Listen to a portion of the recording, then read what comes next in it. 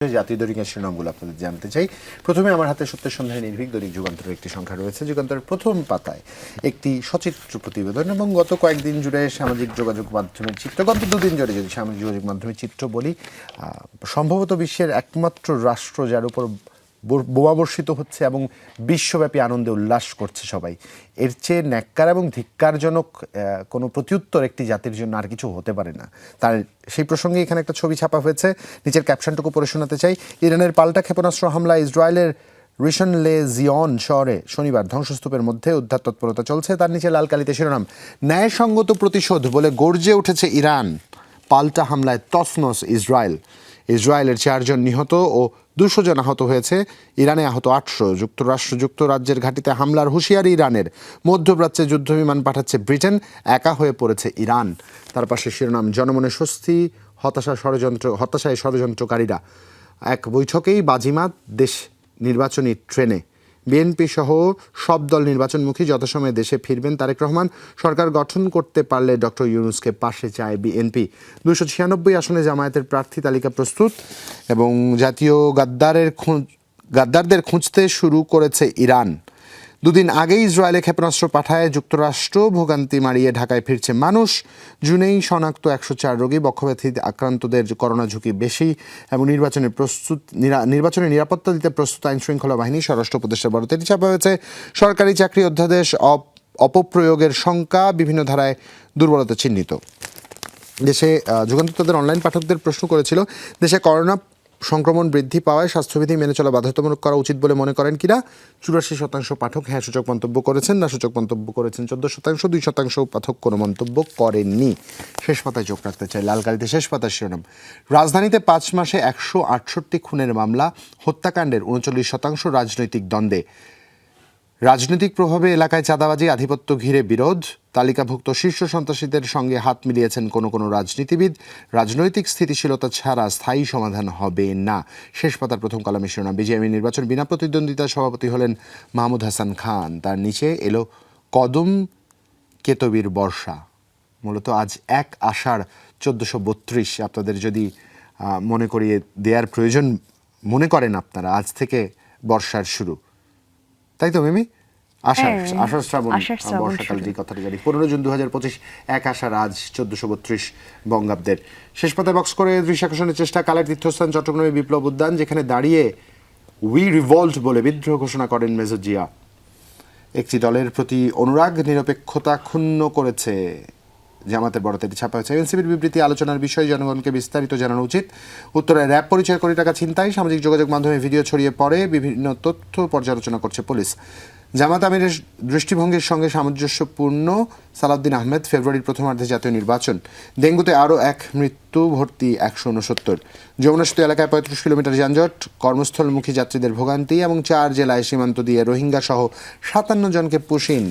এবং একটি সম্পাদকীয় পাতায় চোখ রাখতে চাই। খুব স্বাভাবিকভাবেই যুগান্তর তাদের প্রতিদিনকার সম্পাদকীয়তে চমৎকার কিছু ছাপে। মোহাম্মদ হাসান শরীফের বরাতে ছাপা হয়েছে আজ, ইউনূস তারেকের বিচক্ষণতা, স্বস্তিতে দেশ। এবং ডক্টর শেখ আকরাম আলী লিখছেন রাজনৈতিক সেতু বন্ধন নিয়ে।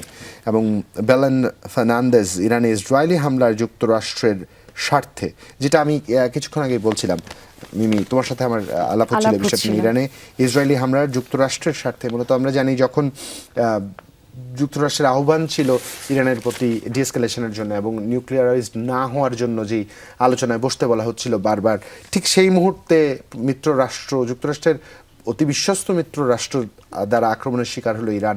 এটা আসলে নতুন করে বুঝবার কিছু অপেক্ষা রাখে না, সবাই সবকিছু স্পষ্টভাবে বোঝে। ডক্টর জাহাঙ্গীর আলম লিখছেন, বাতায়নের পাতায় 5 পাতায় পড়তে পারেন, ব্যবস্থাপনায় ব্যর্থতা চামড়ার মূল্য ধসের বড় কারণ। এই ছিল আমার কাছে। একটু ইতিহাসের পাতা থেকে আজকের দিনটির গুরুত্ব একটু মনে করিয়ে দিতে চাই। 15 জুন যে সকল কারণে গুরুত্বপূর্ণ, 1752 সালে মার্কিন বিজ্ঞানী বেঞ্জামিন ফ্রাঙ্কলিন ঘুড়ির সাহায্যে বিদ্যুতের অস্তিত্ব প্রমাণ করেন।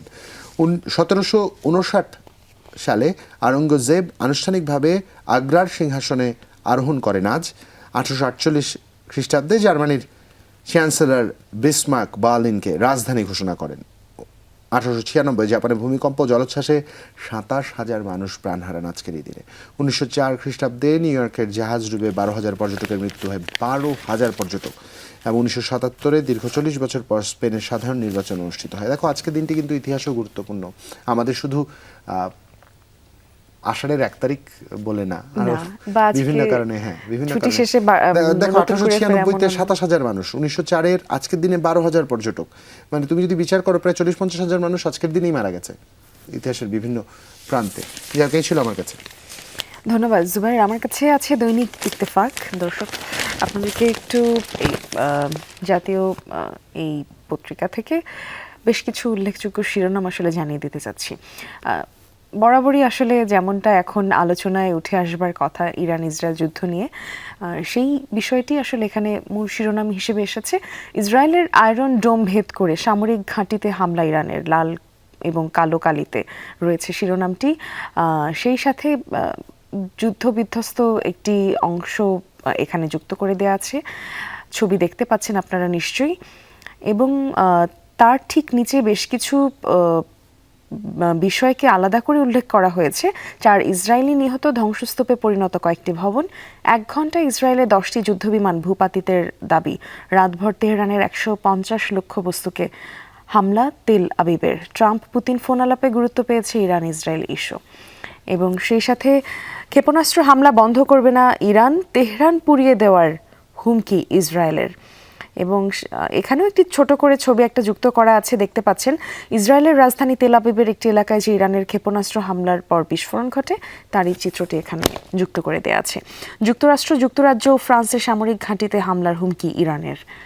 এবং যদি হচ্ছে আমাদের দেশীয় যে খবরগুলো জানিয়ে দেওয়ার আছে তাতে একটু নজর দিই, তাহলে রাজনৈতিক অঙ্গনের যে শিরোনামটি আছে, একটি দলের প্রতি বিশেষ অনুরাগ প্রধান উপদেষ্টার নিরপেক্ষতা ক্ষুণ্ণ করেছে, এমনটা মনে করছে জামায়াত। এবং এটাকেই আমরা পেয়েছি শিরোনাম হিসেবে দৈনিক ইত্তেফাকে। সেই সাথে 16 বছরের সরকারের অপচয়ে 3,000 কোটি টাকা। এনসিটিবির কঠোর নজরদারিতে 2026 শিক্ষাবর্ষে চাহিদা কমেছে 4.5 কোটি বই। ইরান যুক্তরাষ্ট্র পরমাণু আলোচনা বাতিল, ইরানের ড্রোন ঘাঁটিতে হামলা চালাতে পারে ইসরায়েল, এমনটা মনে করেন জেলেনস্কি। সেই সাথে 27 বছর পর শিরোপা খরা কাটল প্রোটিয়াদের। যারা খেলাধুলা প্রেমী তারা এখানটায় নজর দিতে পারেন, পুরোটা পড়ে দেখতে পারেন।